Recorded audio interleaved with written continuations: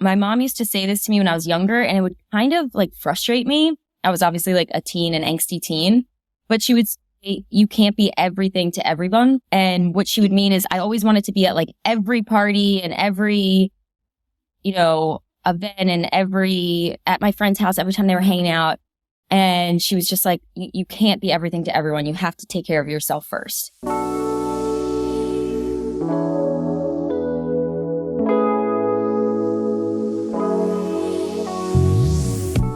We are so excited to have you on the show today. Welcome to the show. To everyone listening, if you don't know Olivia, you should. She's a Peloton instructor, a Puma athlete, a speaker. She does it all. How do you introduce yourself? Yeah, so that's such a good question. I feel like if I'm, introducing myself on a podcast or speaking, it's a Peloton instructor, a speaker, a Puma athlete. If it's at like a party, like I feel like I just say fitness instructor usually. I was thinking about that because I was like, yeah, I feel like I usually just say fitness instructor and then it kind of like goes from there. I feel like that's a humble way to say it. And then people are like, oh, where at? You're like, Peloton? And they're like, oh, I've heard of that. Yeah, and then it also like allows the conversation to flow a bit better. It depends who I'm talking to also, but yeah, I feel like usually I just say I'm in the fitness industry or fitness industry, rather. So tell us a little bit, the story you've probably told a million times, but I was doing some research on you. You've had like a very interesting career turn. Yes. Tell us a little bit about that. Yeah, so I used to work in sales and trading on Wall Street. I did that. So I was a finance major, and then I wound up doing it after college for a little bit. And I would take all of my clients to different workout classes. And I really just loved it so much. I was always a big athlete growing up. So I really just like tuned into that and was like, this is what I want to do. I want to be up there. Why can't I be up there? And then I made steps to kind of do that and make it happen. Now I'm here. I love that. I love it. What has the journey been like at Peloton? Like from when you started to now, you've been there like 5 years. Yeah, it's crazy. I mean, it's been a total whirlwind. It was completely different when I started. I remember it was like me and Rebecca and Maddie and Andy, in the basement of the old studio in the West Village for the tread. And we were kind of trying to figure out what different classes to come up with and just really how to get the tread started. So it was such an interesting time because we had so much impact to make, but we didn't even know where we would be taking it. So yeah, I started on the tread. A year after that, I wound up doing tread and bike and then strength as well. So yeah, and then obviously COVID happened and, things really changed. That's incredible. You guys have collaborated with so many people. I was like, oh, I want to ask Olivia this. Do you have who's the coolest person you've met so far? Oh, interesting. Not part of my usual questions. I did that episode, that Beyond the Leaderboard episode with Joe Jonas, and that was really fun. It was just like fun to get to know him on a different level. That was really fun. I enjoyed that. Okay. That is like my childhood dreams coming true. Really? I mean, well, wasn't it everyone's? Like Camp Rock and Jonas Brothers, like that was the dream. 100%. Cool. I remember that day being like, oh my God, imagine like Olivia watching Camp Rock being like, wait, what? This is happening? Crazy. Yeah. The heartthrob of the early 2000s, truly. Yes. That is pretty cool. I mean, that's a good one. Okay. Here's the question. Best advice you've ever gotten. Let's hear it, Olivia. What is it? So it's so interesting because I was thinking about this and my mom used to say this to me when I was younger and it would kind of like frustrate me. I was obviously like a teen, an angsty teen, but she would say, you can't be everything to everyone. So you can't be everything to everyone. And what she would mean is I always wanted to be at like every party and every, event and at my friend's house every time they were hanging out. And she was just like, you can't be everything to everyone. You have to take care of yourself first. So I feel like for me now, looking back on it, I'm like, wow, that was really good advice and it can be taken personally and professionally. So for me personally, like you have to find out who your friends are. And I think as you get older, you do. And it's not really about quantity, it's about quality. And it's about people that you want to hold on to that love you for who you are, and people who you could be your full self around and aren't there for a different kind of agenda. So I think it's also a mutual respect. It's like, okay, you do this, I do that. We may not see each other for a month, but we're going to pick up exactly where we left off when we see each other.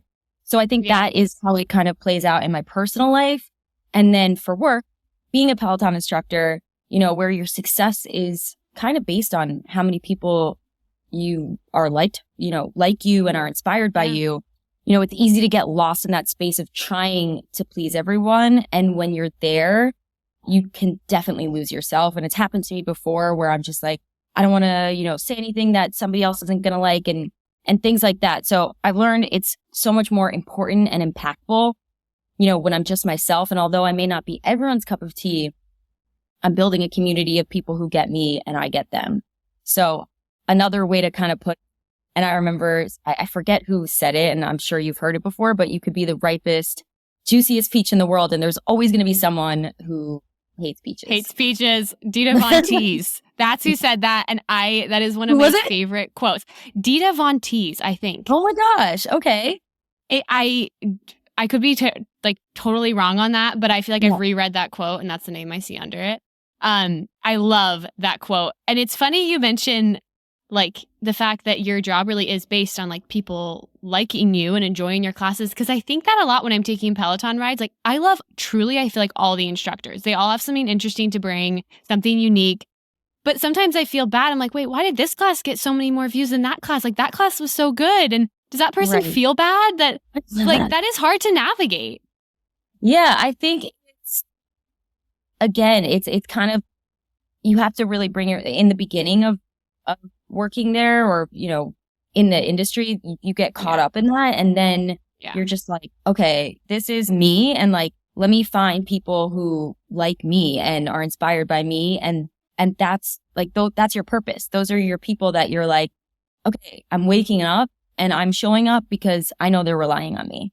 Yeah, absolutely. And I feel like you just learn to appreciate, it's like, I feel like it's all a mindset. Either you can think about all the people that aren't watching your classes and taking your classes, or you can just appreciate the thousands of people that are, whose lives are being bettered because of them. Absolutely. And usually what happens is when you wind up really tapping into who you are and like your most authentic self, more people are going to be like, wow, okay, I really do like this person. You know, I can relate to this person rather than just pretending to be someone you're not at all.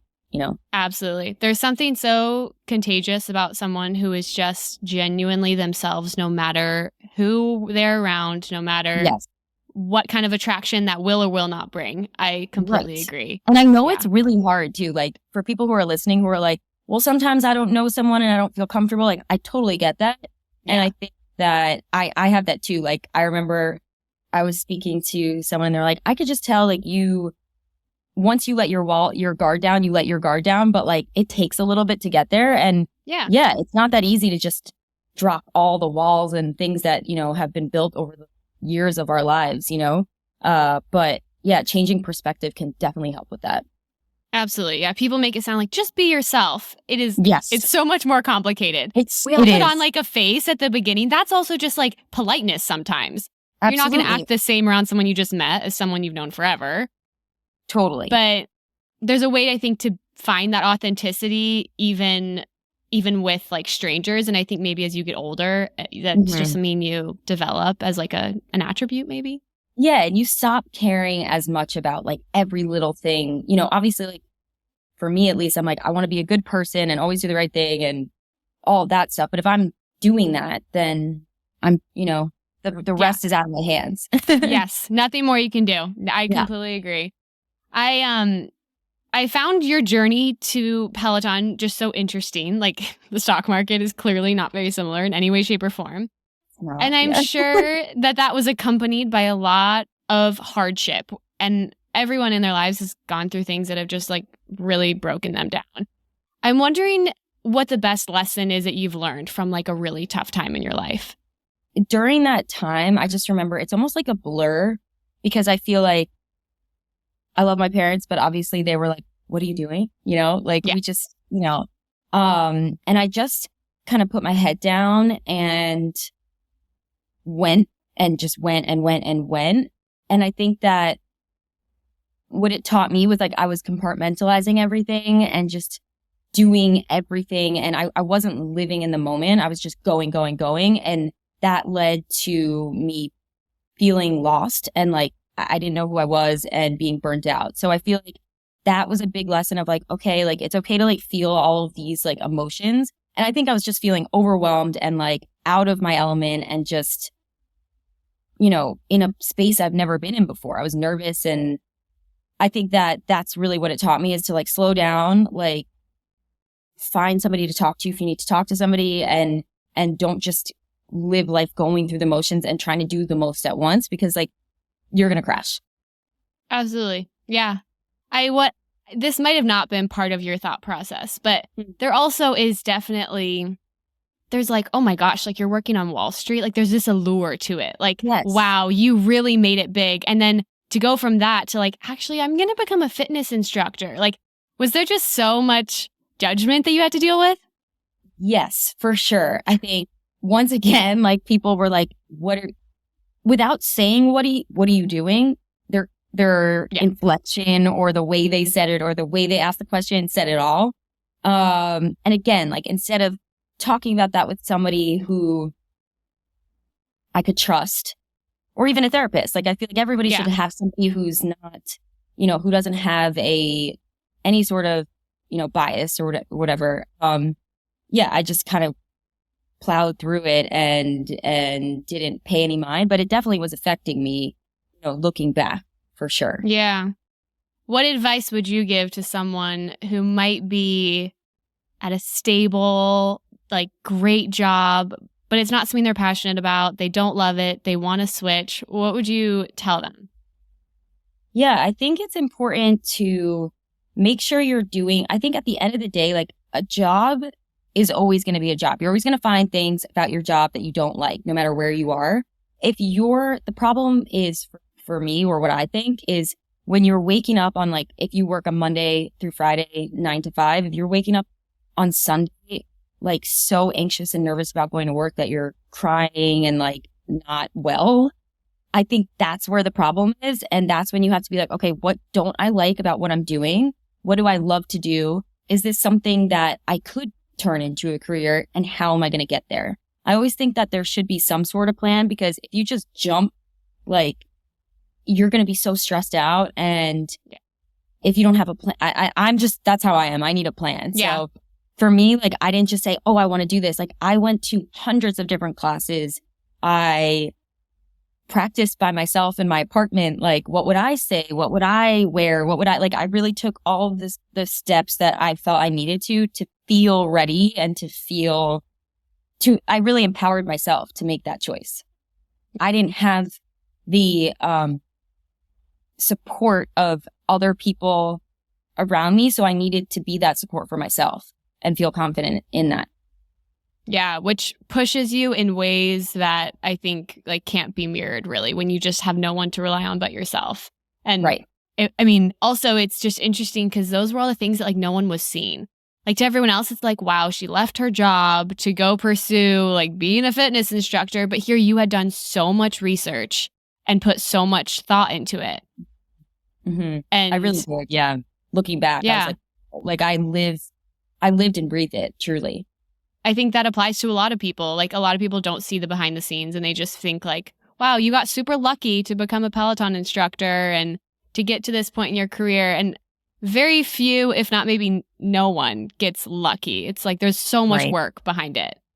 Yeah. And I think that goes for anything in any career, in any switch. Like there's no, at least I don't know about it. There's no like easy way to like make it. Like you have to work really, really hard. And if you're willing to do it and you want it bad enough, I truly believe anyone can do it. But you really have to have that like that want, you know, that pass. Absolutely. Absolutely. I am clearly a quotes person. I think most people listen to this podcast are. Yes. Do you have any favorite quotes or like mantras that you say to yourself? Yes, I do. I think my favorite quote would be better than yesterday. And for me, this mantra is all about personal growth and self-improvement. So instead of comparing yourself to other people, which can be so easy to do, especially like now in this day and age with all the social media and everything that we're seeing, focusing on becoming a better version of yourself compared to where you were yesterday rather than whoever else is out there doing what they're doing, and, seeking self-validation rather than, other people validating you, because everything that we watch on social media, like even myself, like I'm posting the good stuff always. You don't know what's going on in somebody's life. And I truly believe the only way to be happy is to be happy with yourself first. So really just focusing on you, not comparing yourself to other people.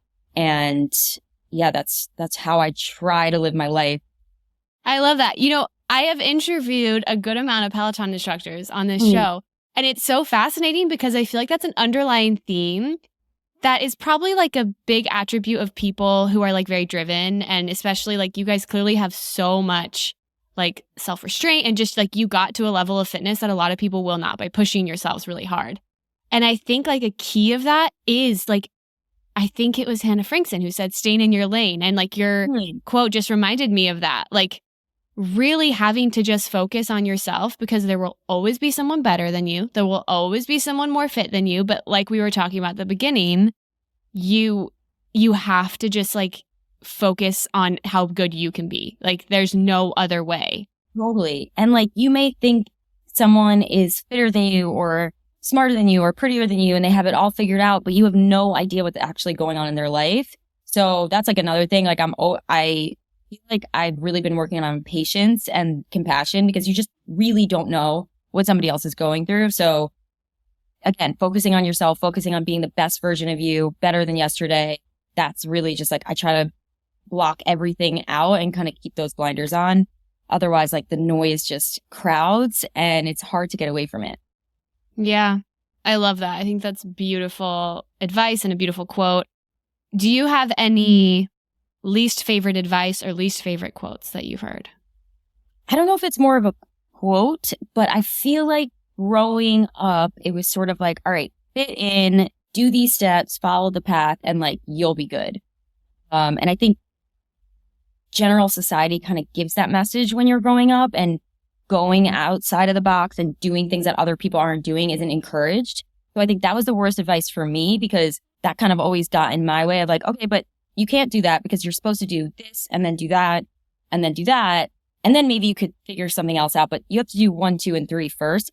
I don't think it's just not a good way to live. And like, I know it's, there are people who disagree and you should do 1, 2, and 3 and then maybe do 4. But I just think everyone's so different and everyone's life path is so different. And you should respect that and honor that, and not, not block away things that you love to do because you think you should be doing it.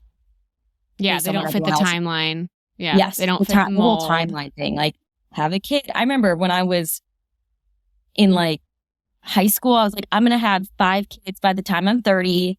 And like, what? I mean, no, absolutely not. First of all, 5 kids, no. But I mean, so true. It's just crazy. I want to be done by the time I'm 30. I'm like, all right. No, it's so true. Crazy. I had the same thing. I was like, I'll get married at this age. I'll have kids at this age. Then you actually get to that age and you're like, life is so different. And I mean, has your life ended up, I mean, I'm sure when you left Wall Street, were you just like, what's happening to my life? Or did it feel really right? I think, again, because I was so like, I had a plan for in that moment and what to do, but like everything else was kind of like blinders on. I was like, I'm focusing on my career. I'm focusing on this. I'm focusing on doing this. I didn't think like, okay, when am I going to meet my husband and how many kids am I going to have and when am I going to get married? Of course, like there were other times I did feel that way. But in that moment, I was just like, okay, I am making this step and I'm not doing those steps that you normally take. And I just have to go with it because this is what I want to do. I think that a lot of people could learn from that. Do you have any advice that you would give to your younger self now, looking back? I think, again, that best piece of advice that my mom actually gave me, and it applied in so many different areas of my life. I think that's something I would have said to myself, and I would have been like, focus less on what everybody else thinks about you and focus more about what you think of yourself. Like, love yourself, like yourself. I hate when people say, don't worry about what everyone else is saying, because it's so easy to say that. And in high school and in middle school, you're literally surrounded by it. So it's so easy to say that. But yeah, I probably would have been like, don't listen to that noise. Just, you know, be the best you, and all this stuff is not going to matter. That's something I would have definitely said, is like, all these little things that are happening are going to be so insignificant. Like, the little things that you think your life is ending, you're like, this is the worst thing ever, is going to be so insignificant in your life. So focus on like the good stuff and keep going. I love that. I think that's also been a theme in some of these interviews that I've had, is that when you look back at life, like the things that seem so big are just not.